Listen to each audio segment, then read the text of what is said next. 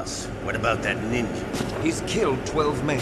Whoever he is, he's some kind of lunatic. It's been a while, hasn't My it? hand. Jack the Ripper? Perhaps there's a spy among us. Mantis is dead. You We've know also this got to fellow? find out what killed Baker and Octopus. You remember me, don't We're you? Short-handed. You've so grown. Make this little talk as short as possible. Torture? High concentration of cerebral implants. Have they altered your memory, too?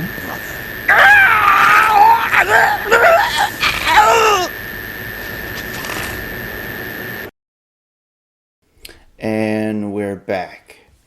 We're back with another episode of Metal Gear Resurrections. And on this episode, I'm joined with Jonathan. I'm back. So, we kind of like left off on a cliffhanger for Metal Gear Solid 2. Yes. Otacon's sister dead. Yes. And I think then we get hit like with Iroquois Pliskin. He's going like, I'm not on your side. Never said I was. And then you get knocked out from behind, which I think is the ninja. That's who right. I think reveals herself to be Olga. Just Yes. the panel thing with the visor. Yes. And then we wake up and we're butt naked on a table once again. But we also get like a tidbit like our character. We find out his name is Jack, and his last name could be White, and he brings the power of rock and roll. Nah, but yeah, Solidus Snake reveals it. That's right. Kind of gives you like a background to your character you've been playing as, and you're like, I don't know who this guy is. What's his background? And they come to find out like he's a kid soldier who was really good at killing. Much like Liquid.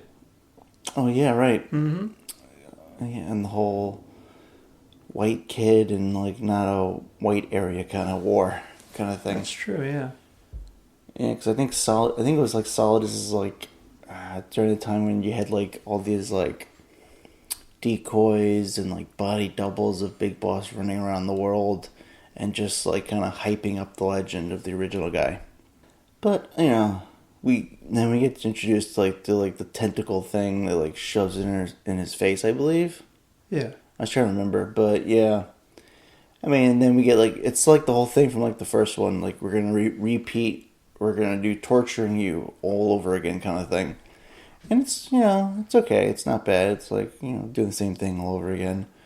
But, you know, it's just like, I feel like if you just keep replaying it over and over and over again, you get tired of it. You're like, I'm kind of done with the whole, like, I have to button mash to get the hell out of here kind of thing. So I think that's why it kind of like ended with 2, the whole like torture sequence. Yeah. That you have to play through. Because then when you get to the third one, it's like, uh-oh, I'm watching it now. The torture sequence, does that happen in 1 as well for David? Yeah. It happens one for David. Yeah, because that's the thing about this series, because we just brought up that there's a lot of similarities in story and characters.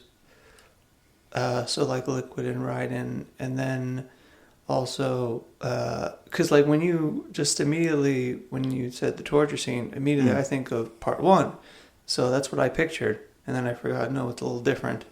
So it's this thing about like how part 1 and part 2 are so similar, but there's a lot of similarities of similar things happening in the series. You know, it's and it's done on purpose. It's not very much like how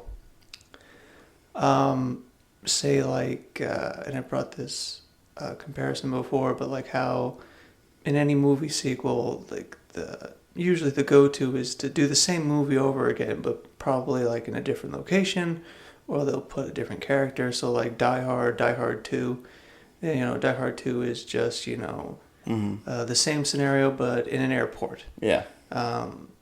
You know, with Kojima, it's a little different.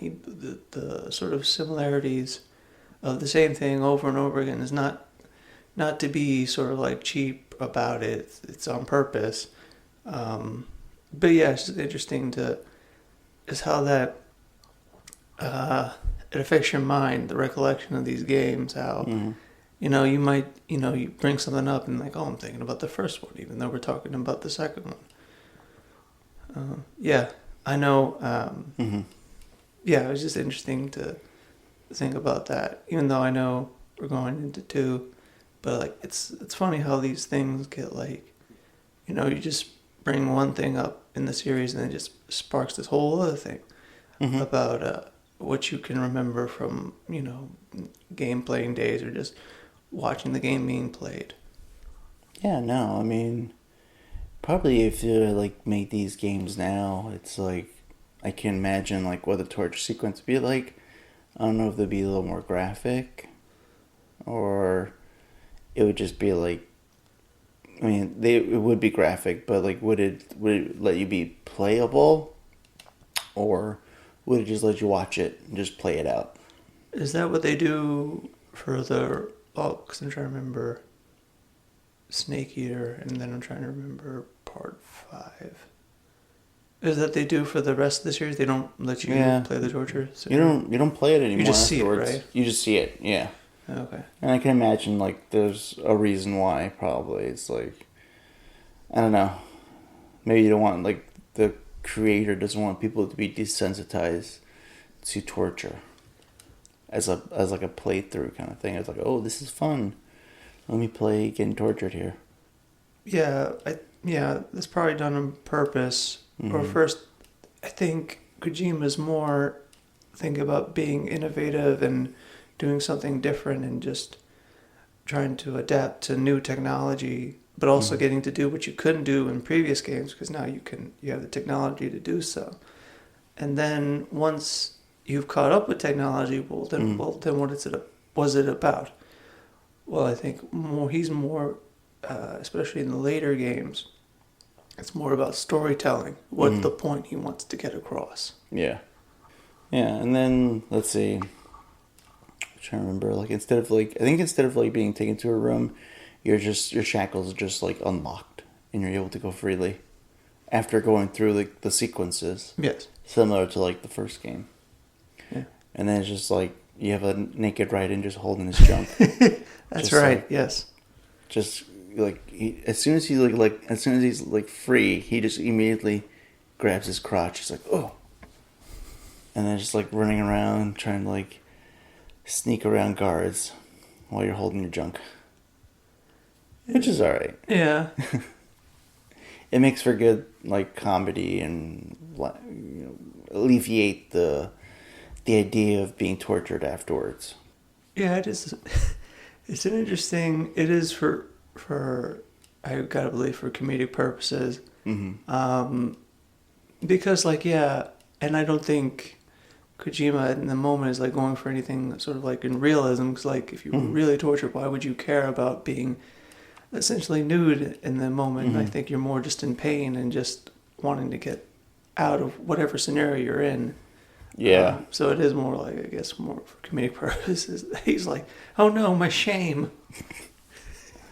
And then, like, we have to, like, get to, like, areas. I forget, like, what the areas entirely, but, like, if you played the game, you know where you have to go. Like, you're basically looking for a way out while getting, like, codec calls of all these, like, fucked up, like, kind of things happening.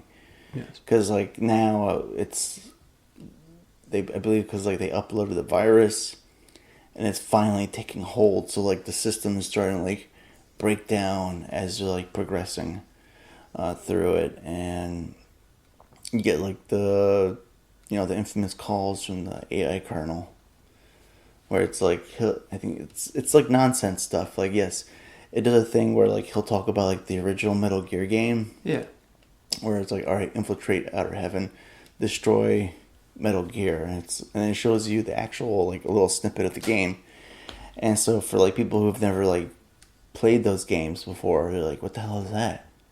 It's like, what did I just witness, kind of thing. And it's like, oh, there was games before the first one and the second one, which we won't get around to playing until, I believe, the subsistence of the third one. Yeah. Where they added on the original games. That's right. So you get to kind of play it. But For the second one, it's like you kind of see like the history kind of like bleeding into the present Yeah, when you play these games. it's true. Yeah, and then you finally like not escape, but like you have to rendezvous back with Snake again because he has all your stuff, he has all your equipment, and I forgot what he says, but he literally makes like a joke about you. Mm-hmm. Makes a crack at you like while you're sneaking around, holding your junk, and you finally, and it's like, oh yes, finally like, I can like relax now. It's like, because you can't really do much. Like you can obviously like do the whole flip thing, but he's holding his crotch. Yeah. You can do like I think like a really weak combo like punch, but that's about it. It's like he just lets go of one hand, I believe, to do a punch. I'm trying to remember. But it's like you don't want to get caught. You just gotta like sneak around or just power through and run like hell Yeah. to get the Snake, who finally is in like full his outfit, Yeah. his sneaking suit, and it's like, all right, he shed the skin of like his not alter ego, but like this character he created to hide his identity. Iroquois Pliskin's gone. Here's Solid Snake, aka David, Yeah. kind of thing. Yeah, and then you get all your equipment, and then it's like, oh, check it out. He's like, I'm giving you this sword too, because I'm not really good at it, and I feel like you'll be better. Which is cool. So wait. Mm-hmm. So Snake never had any sword training? I think he did, but I think he's like, I'm not good at this or something like that. It's like, He's not very skilled at it? yeah. I'm pretty sure he probably used a sword as a weapon some journey he's been on. Yeah. Whether it's because like obviously we don't see it, but like he must have like in his adventures of like running around the globe, fighting people, destroying Metal Gears, and bringing light to the United Nations. Like, this country has a Metal Gear, and they're like, how'd you come to these photos? I had a sword, and I chopped it to bits. And they're like, well, they don't have a Metal Gear then. Like, no, they have another one. But, yeah, no, all kidding aside, but I think he does make a crack, but, like, it's like, I'm not really good with swords. And so he gives it to him, and you get the whole, like, kind of like, do the tutorial thing, try to figure out how to do the sword with the controls. Just don't attack David, because he will shoot you. Yeah. If you try to attack him in the game while you're practicing with your sword, he'll attack you back, which is cool because like, all right, you kind of see like how the character interacts outside, viewing from the outside, versus like you taking control of the character and you're like, oh, I know what I'm doing, I control this person, I know how Solid Snake should be controlled like. So it's kind of a fun thing seeing the character come to life in front of you. Yeah, come to life. And you're also not seeing from... I mean, his mission, or what he's telling you. But you're not, like, sort of in his eye view. You're not in his point of view. So it is like you're... you're always an audience member. So you're always an audience member to Solid Snake. But it's interesting to see it from another person's perspective. And also it's like... throughout the series...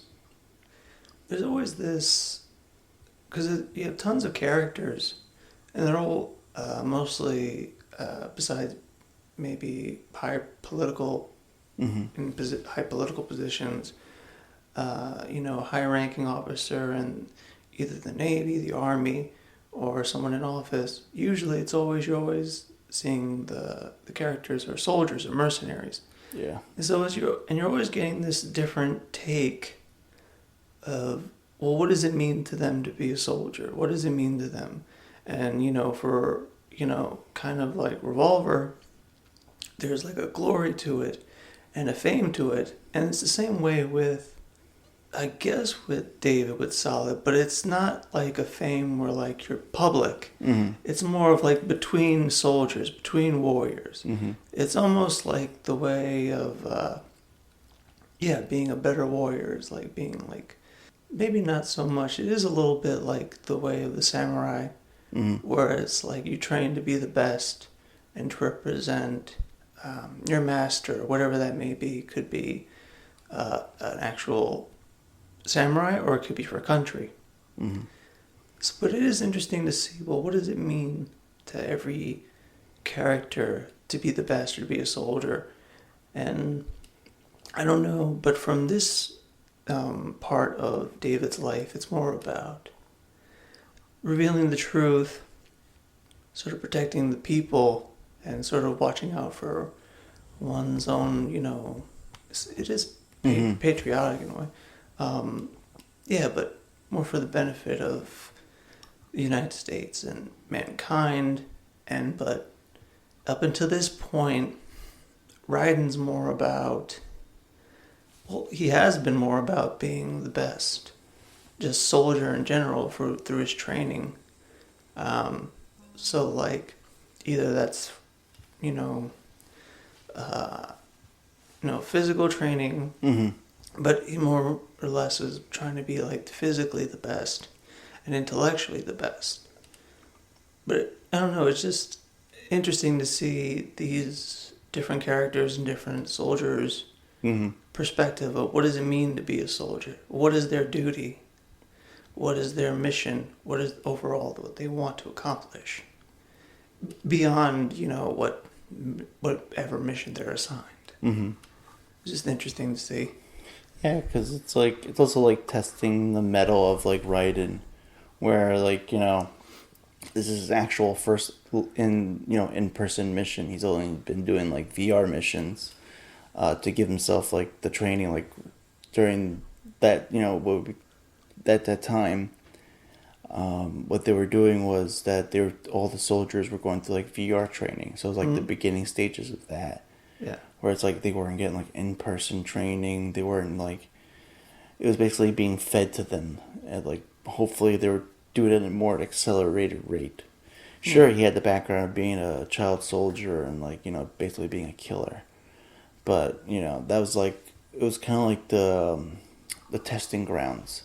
So like how would like other soldiers react by using this data of this one guy here? Yeah, and then it's not only from the perspective, as I was saying before, like, all right, what is it for a soldier to be the best? It's also the intentions of whatever army or militia, whatever country they are bound to. It's also those ideas, either their official, they have to answer to. What are their ideas of what a soldier is supposed to be? And so, and at this point, it's more about technology advanced, but soldiers also being more sort of disconnected, sort of, I guess, the military, the U.S. military, or whatever is backing them. They feel that that's the more effective way for a soldier to be disconnected, to be completely, to be knowledgeable, but not to be less human in a way. Yeah, and that's pretty much like the whole thing for Raiden is like, I think you're pretty much disconnected from the whole world. Yes.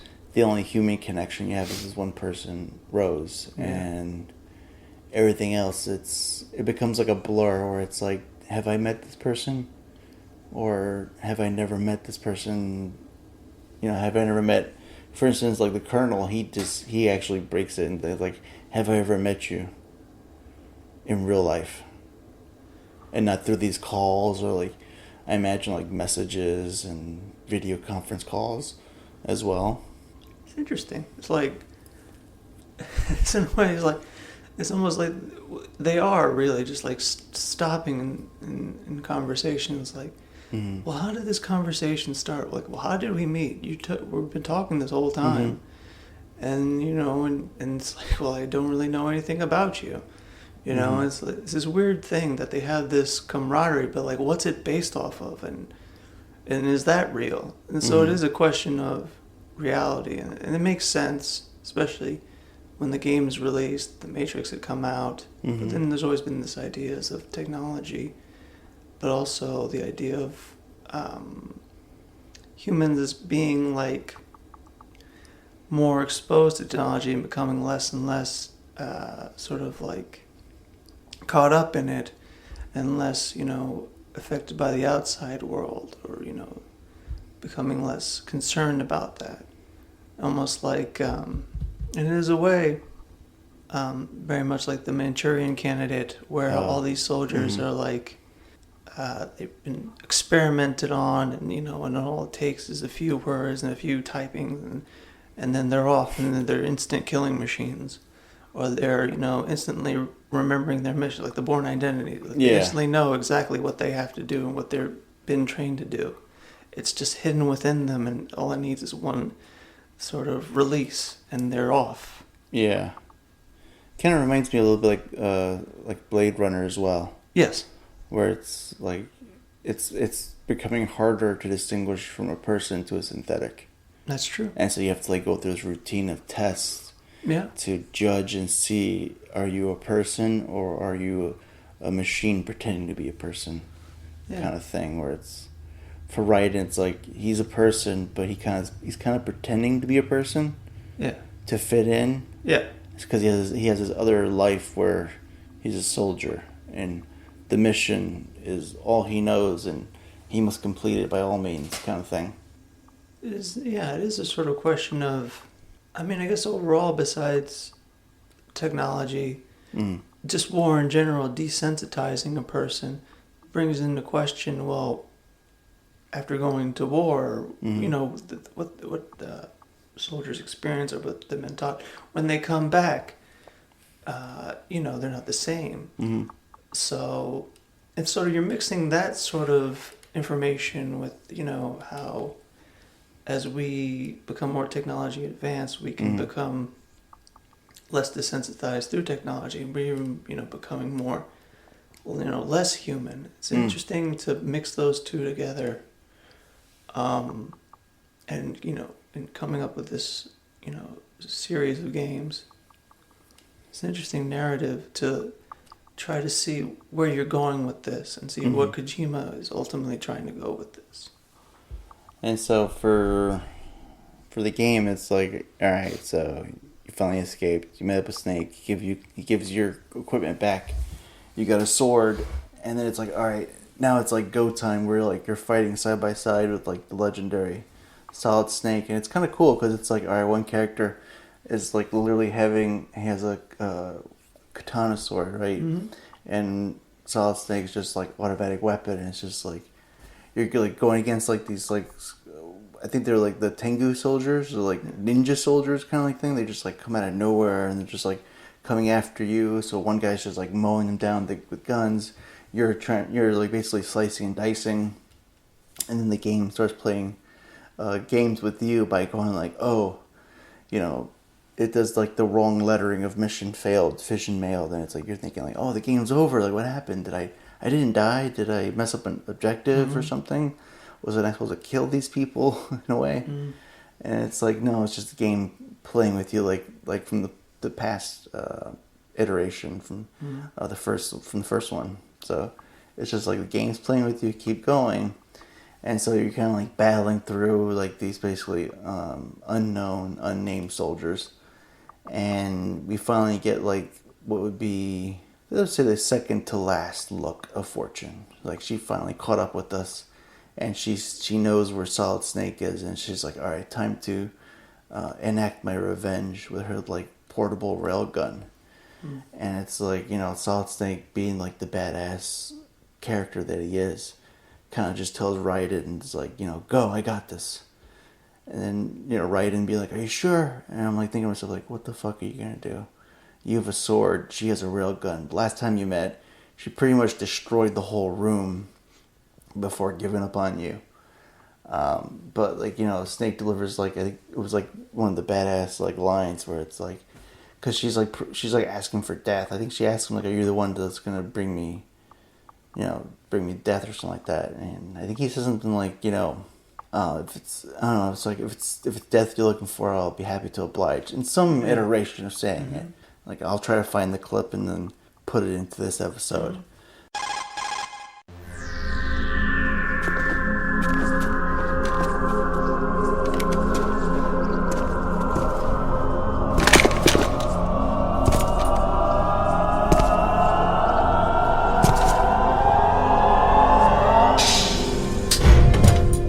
Fortune.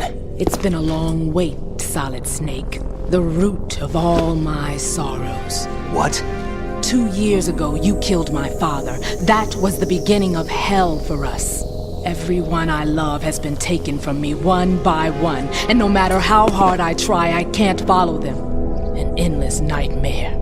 The only thing we live for is to see it end. Our wait is almost over.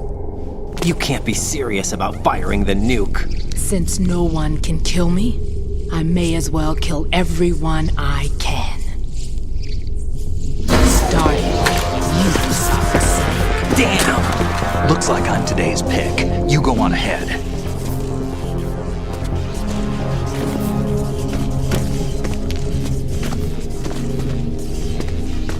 You want eternal rest? I've got it right here.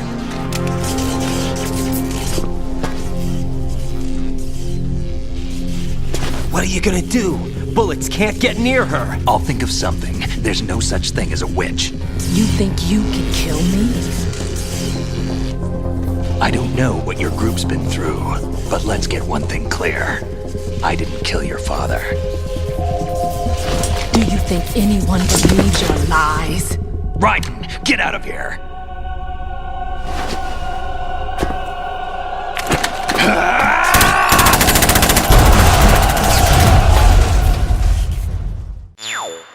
But yeah, like it's like straight out of an action movie. It's like, oh yeah, it's like you kind of like get the feel of it. It's like gets you pumped to go as like, all right, Raiden, you climb that fucking ladder.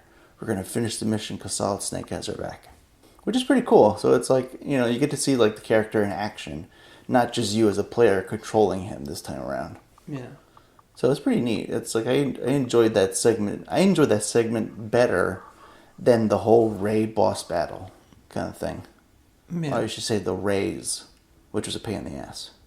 It's interesting that with these enemies, or these henchmen, I'm trying to remember from one, but just overall, just like the stereotypically henchmen, what they're in it for, they're usually mercenaries, and it's always about money. Yeah. It might be for glory or something like that.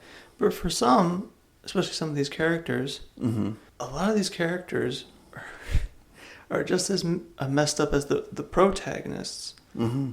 They're very disconnected, but they're also reacting from loss.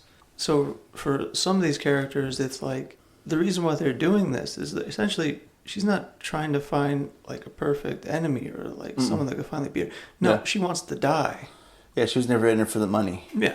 She was looking to either someone's going to kill me, Yeah. or I'm going to find the guy that's responsible for all my misfortune. Yeah. And I'm going to kill him, and hopefully in that process, that will kill me. Yes. Killing them. Sort of like, maybe she's hoping, you know, if you're unkillable, you find an also unkillable soldier. Someone to relate to, yeah. Sort of like maybe like the two forces meet, and then in the process of the battle, she would meet her end as well when she kills him. But it's like one of those things where it's, you find out later, it's like, oh, it was part of the play. Mm-hmm. It was like this whole thing was like, it's a whole, like a ruse, where everybody had a key thing to play, and they all kind of went along with it, whether you knew it or not. Like mostly, I think the only person who was like really the wild card was Fat Man. That was it. Yeah. Everyone else was like right on schedule. You're doing that. Yeah. So like Fat Man was like the only one that was like, I'm gonna fucking ruin the whole plan. I'm gonna blow up everything if I don't get my demands. Yeah, he went against, Yeah. But yeah, so for, you know, kind of like hearing and like watching in the background, basically Snake just unloading his assault rifle at Fortune, hopefully hoping that like one of those bullets maybe wing her or like hit her. And so he just climbing to the top where it's like, it becomes like a platform, or like the platform kind of like responds to your movement. So like wherever you walk, it's all these lights on the ground starts activating. It reminds you of like the VR missions.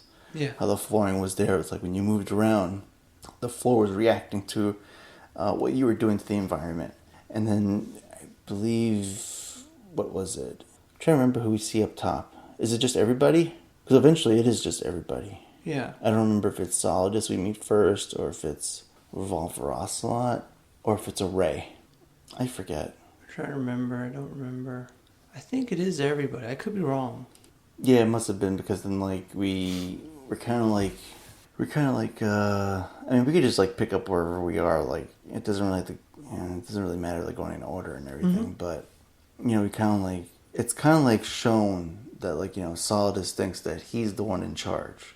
Yeah. It's like this whole entire time he probably believes to himself, I'm in charge, and I'm basically the boss of this operation. But when in fact it's actually Revolver Ocelot that's been playing every single person around this whole entire operation, and just starts like revealing like everyone's things, where it's like, oh, Fortune, you're not some kind of like super psychic. It's this little pouch that I'm also wearing, where it kind of like protects you. It makes it like a force field around you, where you're not going to get hurt. And then like Solidus finds out that he's been betrayed. Then it's like he kind of like wanted to like basically take Arsenal gear, and then use that weapon against the people that put him to power and took away his power, to kind of like strike back revenge against them. Such a... I mean, it's not surprising by either Liquid or Revolver standards that they just... It's like just this big reveal, like, no, you're not, Solidus, because I guess Solidus promised everybody you're going to get what you want. Yeah. He did. Just all, under my roof, under my plan. And then it's like no. And Liquid/Revolver is like, no, none of you are going to get what you want. I'm going to get what I want. That's what's going to happen. That's what this whole thing's been about. Yeah. And this makes sense for both Revolver or Liquid, because they're very selfish. Yeah, and any of the series, any of the games, and up until this point, yeah. I feel like when they merge Liquid and Revolver into one person, it just becomes a very super selfish individual. It's like there's no stopping the like selfish the factor. Parent. Yeah.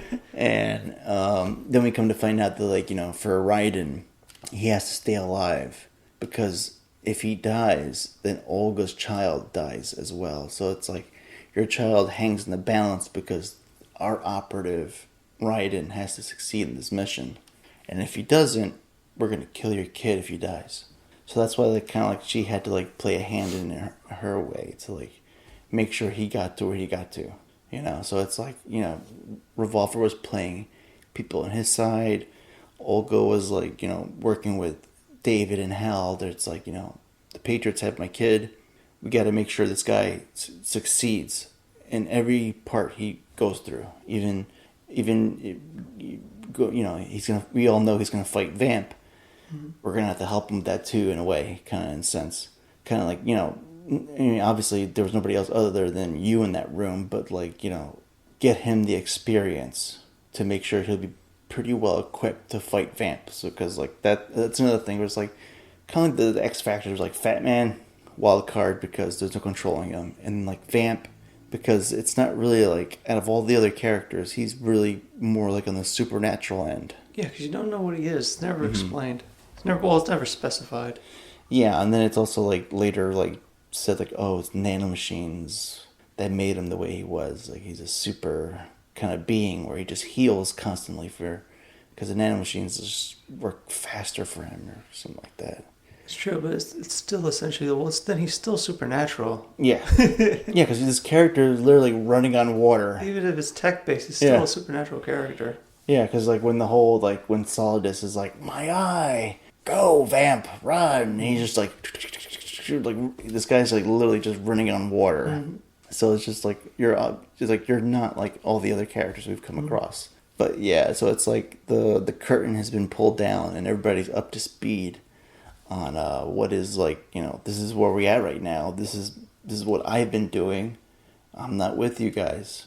We're on two different kind of like playing fields, and it becomes like a in that split moment, it becomes it basically is split where it's like, all right, so Jack is going to have to go up against his adoptive father Solidus once again, and then David is just having a never-ending battle with like the ghost of his brother in the body of Oliver Ocelot kind of thing. So it's like it's kind of a split, like where Solid Snake is just like, I don't know if this happens before that extreme Ray fight or after, but it's just the coolest thing where it's like Snake just like breaks through his cuffs and he's like I think he says liquid too, right? I think he yells liquid, and he just jumps into the water.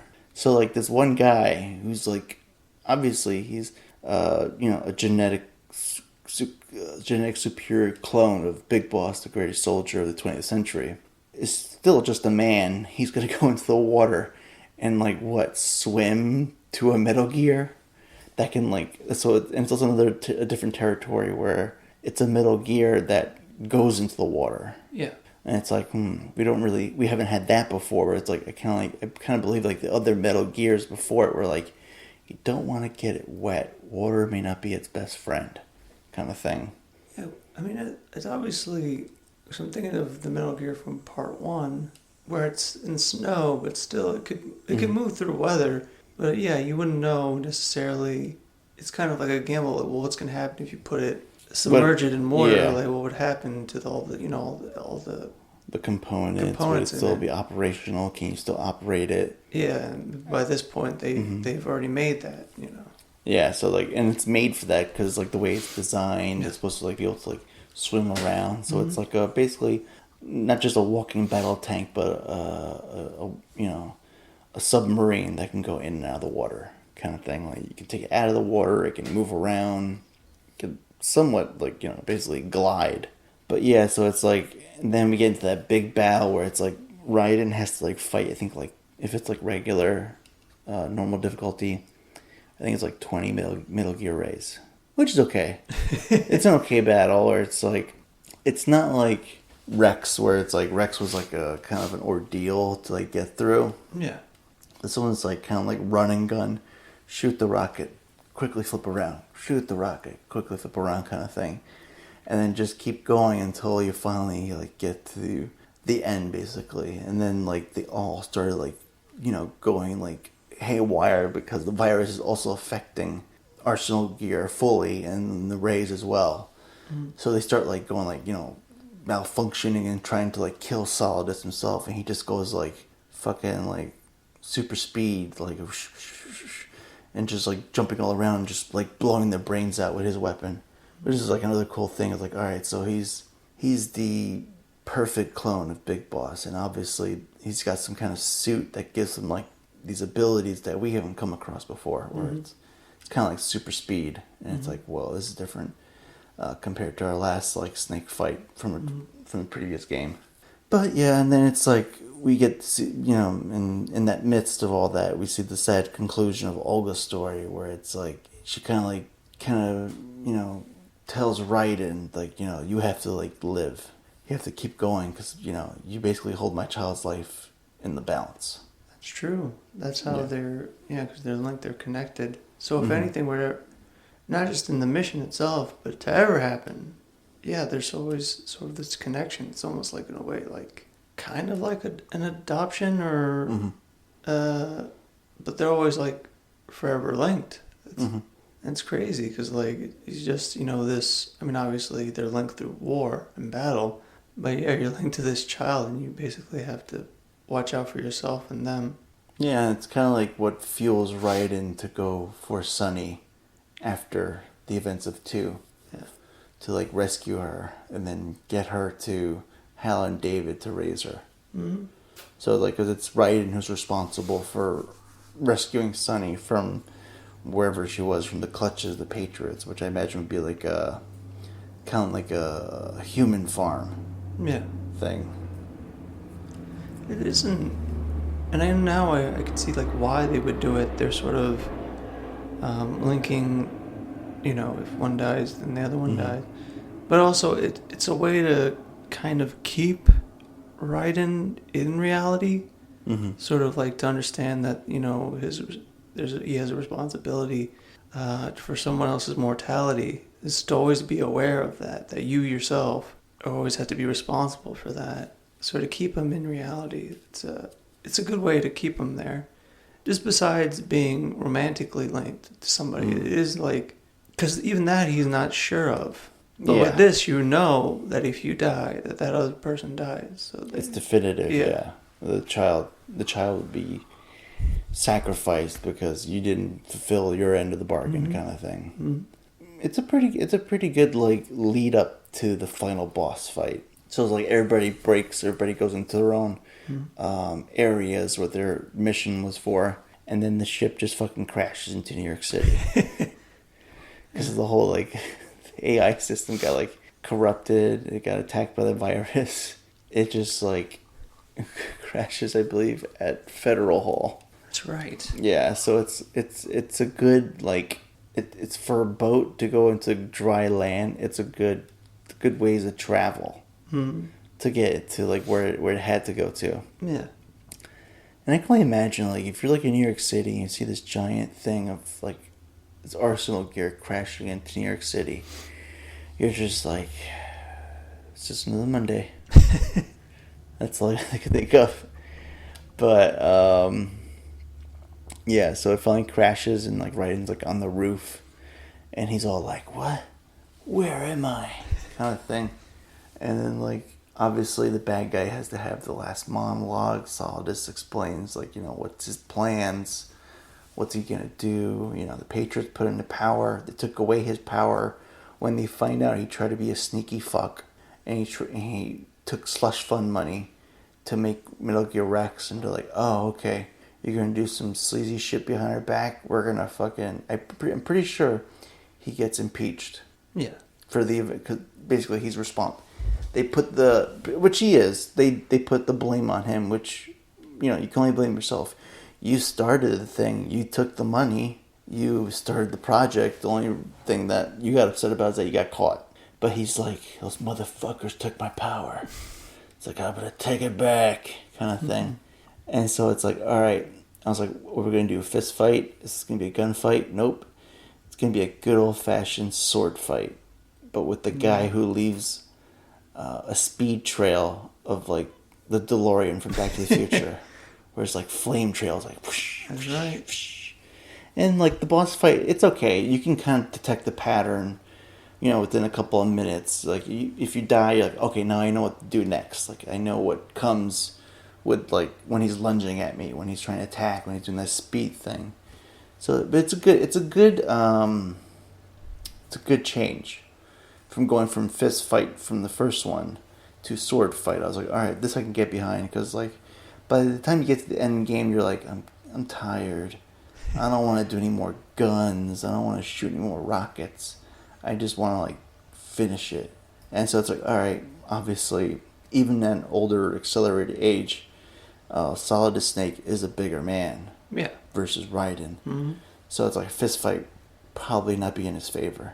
Plus you gotta probably factor in Solidus' old man strength. Yeah. Versus Raiden's like young, skinny surfer dude body kind of thing. So like the sword kind of like makes an even playing field. Where it's like, but then he kind of reveals to you, he's like, I'm gonna rip that suit from your spine or something like that. I don't remember, like, oh, it's in your spine. Something's in his body. He's like, I'm gonna rip it out of you and get your information that I need and hunt the Patriots, kind of thing. And it's like, oh fuck, like my adopted dad is gonna kill me. so you have to fight him. And it's a good fight too. And it's kind of like also like in a way for a villain, it's a good death. Kind of reminds me of a shorter version of like Hans Gruber's death.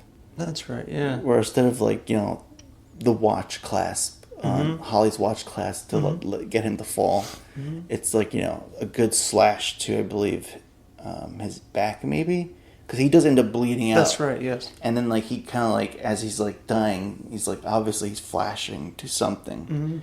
I don't think we get a glimpse of it, but he is reaching out to something. So maybe he's flashing back before he dies to a person. Possibly. Or someone he may know, and just like you get like that final death pose where it's like he's reaching for like one final like grasp to the sky and just like falls towards like George Washington's statue. Mm-hmm. And then it's like, and then we get to like, you know, I don't know how Raiden gets down, but he gets down from the roof because I'm pretty sure like it tore the building in half. So I don't know where he maybe he went through Arsenal gear and just like Probably slung back down the ladder, stepping over all the Tengu soldiers' bodies. Like, oh god, it's like so many dead bodies. It's like, all right, it's like, oh, is this the entrance? No, it's okay. It's like, all right, I can finally exit. And they're like, oh, good. He gets outside, and probably the first thing he sees, it's not Solid Snake, but I'm pretty sure it's the pretzel guy. He's like, oh, thank God, I'm hungry and thirsty. It's like, right. Pretzel man. It's like, and he's eating and drinking, like, oh, there's Solid Snake, and he drops everything. Like, let me go over there. And that's what I imagine, because, like, after all this happened, like, I'm pretty sure he's fucking hungry, he's pretty thirsty. And you are in New York City. But, you know, finally he catches up with Snake, and he, like, they go through the whole spiel, like, you know, Snake tells him, like, you know, find your own way.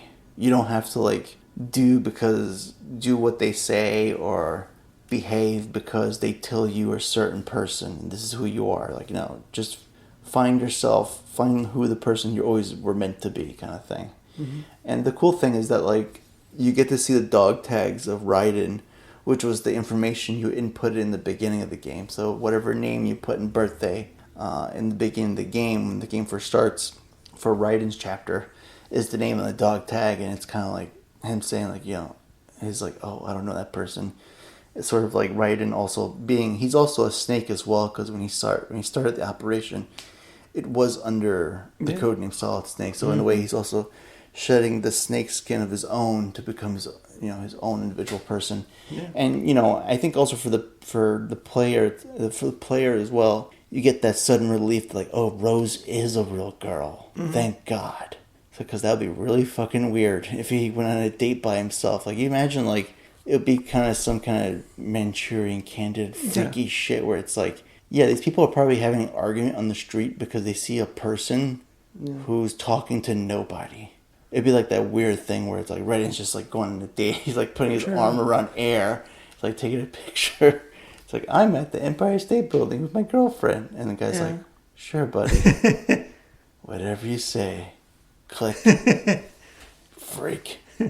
But yeah, it's a good ending. It's a good way to like end Raiden's chapter, basically. Or what we thought would have been the end of Raiden's chapter. Because we're like, oh, when's the next one? We don't know as fans. But we're pretty sure like there was like going to be another one from the success of like the second game. Yeah. Yeah, so, I mean, because we assume that Solid Snake is the character that we're going to continue on this adventure from then on. Yeah, just simply because he's been in the previous games. Mm-hmm. And it's sort of like, it's been like his story. Yeah. And he's like, be cool, Raiden. Go be with the girl. It's like, me and my bro, we're going to go hunt these patriots. It's like, I hear they're in New England. And then Hal's probably going like, it's not the same patriots. These are different people. He's like, oh, gotcha. But yeah, he kind of tells him, it's like, go live your life, kid. Mm-hmm. Go be with that girl. And, you know, spoiler alert, both relationships for both of these guys do not end well after their missions. Yeah, I wouldn't think so. No, for Solid Snake, it became, you know, Meryl went with him. It didn't end well. I can only imagine the amount of PTSD. Probably shot a gun in the cabin. Probably choked her in her sleep. Who the hell knows? I imagine Raiden probably screaming in the night. You know, like just horror of like of what these two guys have been through. But like you kind of get like the whole like, you know, good times are ahead of us kind of feel. And then, of course, you get, like, the Michael Jackson Thriller vamp in the background. Which I wish it would have just, like, kept panning towards him. And he just walks and he just, like, does this side thing. Kind of thing. I was like, that would have been so much fun. I think in retrospect, if they were, like, maybe if they do, like, a remake, they would do that, like, as Raiden and Snake are talking. It's just the camera pans towards the crowd. And you're like, where are we going? What are we doing? And then it's just like Vamp just walking, pretending to like be normal with all the other people. Like, it's New York City, so no one's gonna care about a half shirtless man. You know, well, not say half shirtless, a shirtless man, like a half naked man. Does Vamp come back? He does for the Okay. fourth one. He comes back even more ripped Okay. than he was in the second one. More ripped and even more hypersexual. Okay. Because I was gonna say he does. Because coming out of it alive, it is like he is like this. I was gonna say movie. I mean, it is, but like this game's sort of Revolver, where he's like this villain that he's not the main villain, although he is like a big heavy. So you know he does survive, or you know, well in the first one we don't know that. What's that? Do we know in the first one that Revolver survives, or it's like a surprise? Yes, Yeah, because so you get like post-credit phone call. Revolver survives the first one. So it is in a way like Vamp is like this new game's sort of Revolver, where you would think like, oh, he's gonna come back. He's gonna be sort of like Raiden's foil for whatever comes next. Yeah, that's what I was thinking. Like, and the way he keeps coming back, it's like the bad guy from Die Hard. Yeah. It's like you think he's dead, but he's not. He comes back again. Here we go, kind of thing. But yeah, it's like for the second one, it's a good game. I don't know if you. I would say like if you play like the Legacy Collection, I don't know if you need to play the first one. Like say like you're like a young gamer who might not want to get to the first game, because the first game it still looks good, but it just might be going too far back. I think if you play the second one, it gives you just enough of a background. I think so. Yeah. I just being a fan, I would want to go back and play the first one, Yeah. or even play the Twin Snakes version. But like, yeah, if you are just going to go back, it is in a way, even though it references previous games, it is very much a standalone. You know, you don't, I mean, obviously the series continues, but it is, in a way, it does, like, it's on its own a great game. Yeah. And a great story. And that's probably a better pairing would be like Twin Snakes. Yeah. And then go to the second one, because then you would get to hear Revolver Ocelot introduce his nickname as Shalashaska in Twin Snakes. And this where he doesn't do it in the first one, because that came from Twin Snakes. Yeah. And then, wait, did it come from Twin Snakes, or did it come from 2 and then go into Twin Snakes? I think 2 came out, if I'm not mistaken, either 2 came out or was going to come out, but just before or a little bit after, because Twin Snakes and for me, Twin Snakes and Metal Gear Solid 2 come out not too far apart, so I don't know which. I think 2 came out first, and then they're saying we're going to re-release and then part 1 for GameCube, but we'll call it Twin Snakes and add stuff in. So kind of like to have like that nickname kind of be the bridge. It bridges the gap, yeah. It bridges the game together, which we just made a Death Stranding reference. The bridges. But yeah, I mean, for the second one, it's a good game. It's great. It's especially if you're an action movie buff, like junkie. Yeah. It pretty much like fills in all the boxes, kind of like in a way, And for that one.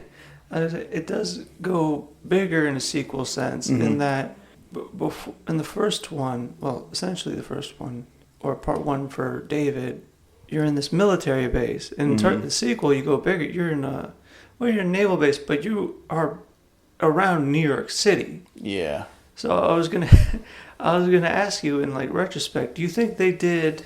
I mean, obviously, because you don't want to overdo it. Or I mean, I guess the comparison to Escape from New York is always there. But anything that's New York based in any movie or anything like that, do you think they did enough to like represent New York or have New York be a character in the story? I think so, because it definitely, like, it didn't feel like, you know, like when you were in the first game, you're like, oh yeah, it feels like Alaska. You know, because like you get like a lot of the cold, and like resulting from the cold, they closed off certain areas. And for the second game, what was it? It was the Hudson River, right? Yeah. Polluted again. That is so New York kind of thing. And so it kind of like it does work, where it's like you don't use New York as like to tell the story. Yeah. Like you're just using it as as kind of like a centerpiece, and like let the rest of the characters like bring the story up, Yeah. and just use it as background. Because then you finally get to the mainland of New York, and it's just like for the boss battle and the ending. That's it. Yeah. And so like you didn't have to like do anything crazy like I'm gonna fight Vamp in Midtown and he's gonna like jump all around from all the electronic boards and he's like haha you missed me, you hit the codex sign. Because I was gonna say if you do, because like X-Men at this point already came out, so you can't do like a fight in Statue of Liberty or Ellis Island. Oh yeah. And you can't go like, well, if you're going to go to Grand Central, then you're going to be in the middle of the city, so everybody's going to see this sort of espionage mission.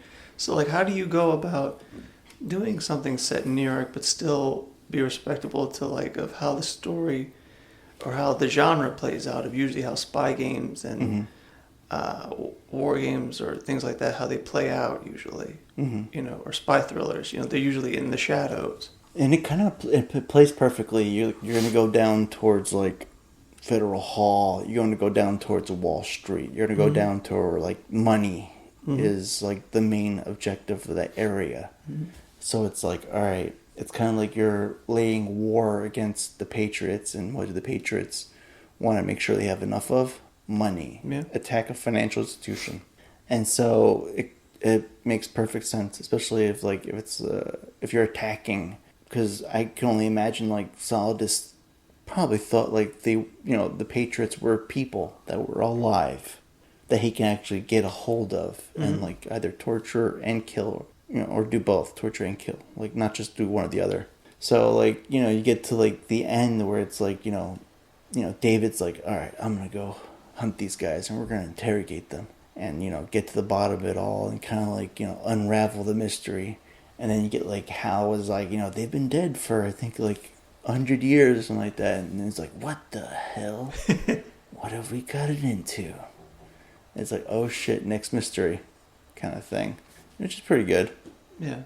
That's really good. Now I was just thinking about how it's sort of playing on the villain's expectations. They always do that in any spy thriller, whatever. The villain sort of realizes the error of their plan, or that there's a flaw in their plan.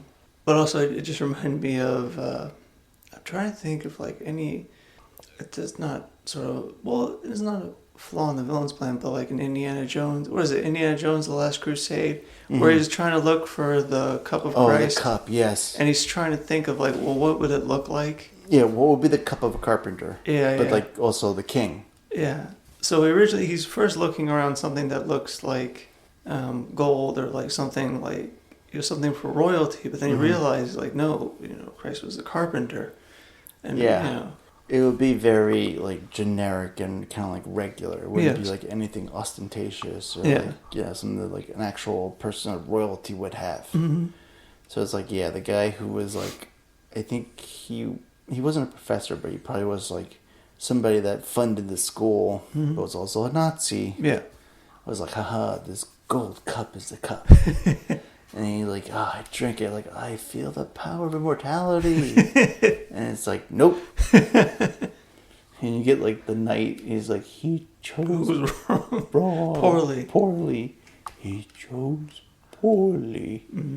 And the thing about it is that like, you only stay, the cup only works if you stay there. Like the knight for that movie, like the knight told him, you can't take the cup beyond the seal.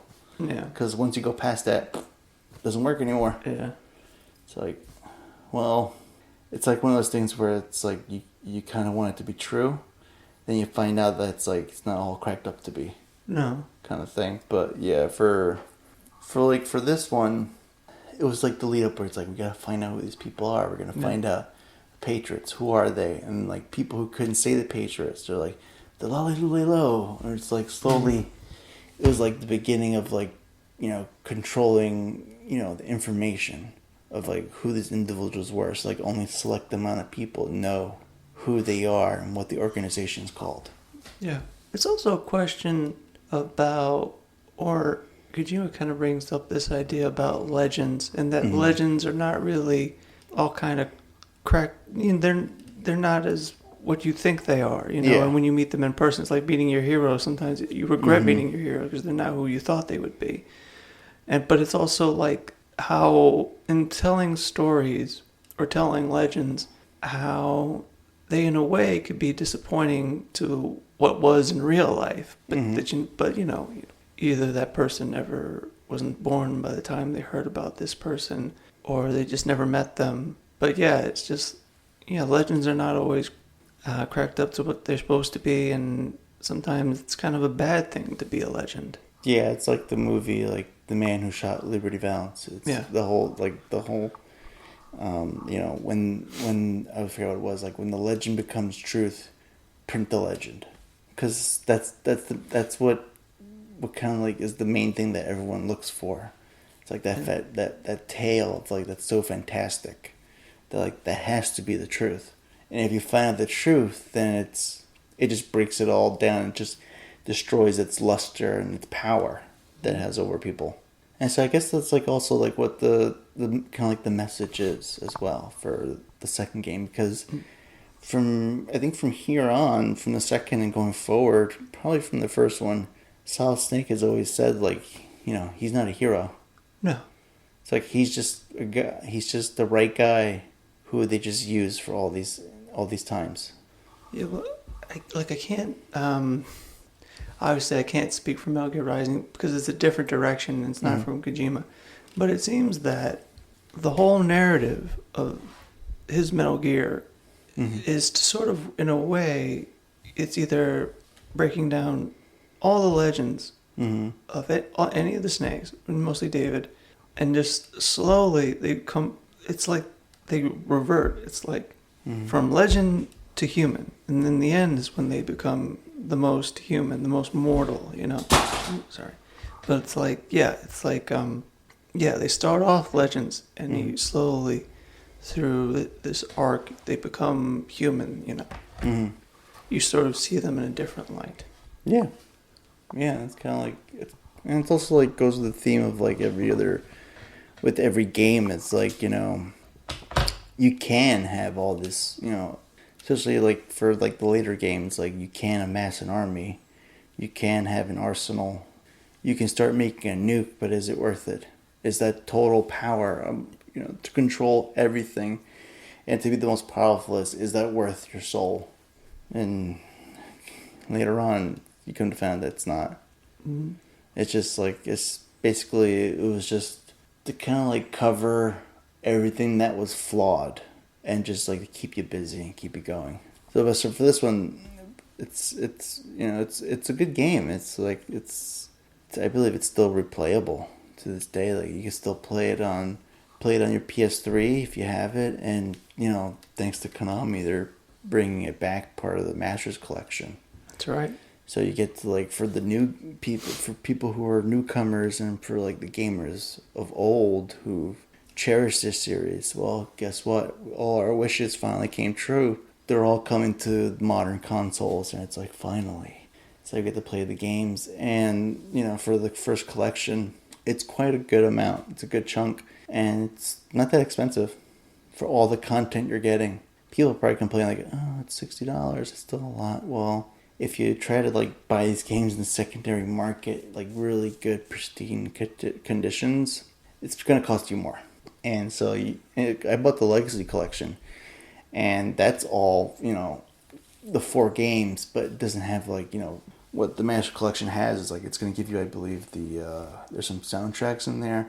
There's Snake Eater. There's, well, obviously the original 2, which would be part of the 3rd game for the Subsistence Collection. But it's also like the script, I think they call it the Master Book and Script Book, whatever it's called. Probably both. So you get a good chunk of like, content from the franchise that like was kind of like laying dormant.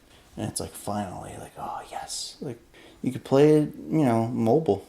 Take it with you on the Switch, take it with you on the Steam Deck, And that's probably like one of the 2 best things, where it's like take it with you on the go rather than being, plopped down in front of a couch or in your bedroom kind of thing, where it's like you get to enjoy this series, especially for people who are new. if people who are new have never come across it, it's a good jumping in point. This whole bundle collection, especially with Delta coming down the pipeline as well. So it's like you're gonna remaster obviously the best from the whole series. So it's like you're going back to the past, you go to the prequel. That's where you're gonna start off with the remake. Yeah, so it's gonna be good. It's gonna be good and it's gonna be fun. It's also like gonna be good to see like people like obviously enjoying it, and people probably gonna be streaming it and like putting it more on social media, and then hopefully like that's spurns like creative wise people doing content with it as well. So that'd be pretty good. When did Rising come out? I think it just had its 10th-year anniversary. That's long ago. 10 years. So do you think with enough noise and good feedback, you would think they would entertain doing another one? Well, I mean, I'm sure they've thought about it. That'd probably be like the fun thing. I don't know if you want to do like a remaster or a remake of Revengeance, but maybe do what like everybody was waiting for, like the sequel, Metal Gear Rising 2. Yeah. Yeah. I think that would probably be the better choice. If like maybe after you do Delta, do something that's obscure, do Rising 2. Sure. Part of the Metal Gear family, and fans seem to really enjoy. Okay. That chapter of like Raiden's story. Something I have to, because obviously I didn't play 4. Watched and played 3, but never. I don't know exactly how. I mean, obviously it was successful, Rising, but I never seen it. I haven't played or seen it, or don't know exactly where Raiden's stories go. So it would be interesting to watch and see, and just to see how different. Because obviously it does seem. I mean, just off the bat, it visually looks like a departure from, or a different sort of direction and take. Yeah. That Kojima is not a part of it. So it would be interesting to see, or I'd be interested to see where the series goes, or has gone. Mm-hmm. Yeah, it's different from like I'd say the regular like kind of like mainstream Metal Gear. Mm-hmm. It's more off the wall and like very super action oriented. Yeah, that's what I see. Yeah, but it's still really good. It does have its serious points as well. Okay. And it does have like its messages to like come across. Mm-hmm. Yeah, so that probably be like probably a pretty good game to cover as well, because I haven't gotten a chance to like fully immerse myself into it. Like I've started it, but I haven't gotten a chance to like finish it. Okay. So that'd be good from my end to kind of like play it and then cover it and then like bounce it off with you and like do an episode for Rising Revengeance, because the soundtrack to that one is also really enjoyable as well. Nice. Yeah, so I would say like you have any other notes or tidbits? Yeah, I think I was gonna say this is probably the best like jumping off point. So from us to you listeners, this is finally the end of Metal Gear Solid 2 for our coverage. We're gonna go into 3. Maybe that might take us 3 years. Who knows? But yeah, I mean, it's definitely gonna be good. Third one, especially going more into like detail, like talk about that, especially with its influences in the Bond franchise. Yeah. In comparison to it, but yeah, it's definitely a good one, especially with the whole like Delta, news of that, and like people probably gonna do its own comparison. It's like, what's that gonna be like? How's the new one gonna be versus the old one? Mm-hmm. And so, but like third one, super enjoyable. You could play it any way you want. That's the kind of like the fun part of all. It's pretty much the fun part for all these games. But like for like the third one, I feel like it's more of a divergent of like now you can really play however you feel you want to play these games. And I would say like from us to you, dear listeners, thank you for listening. This is Johnny signing off. And this is Jonathan signing off. Bye. Good day, Mr. President.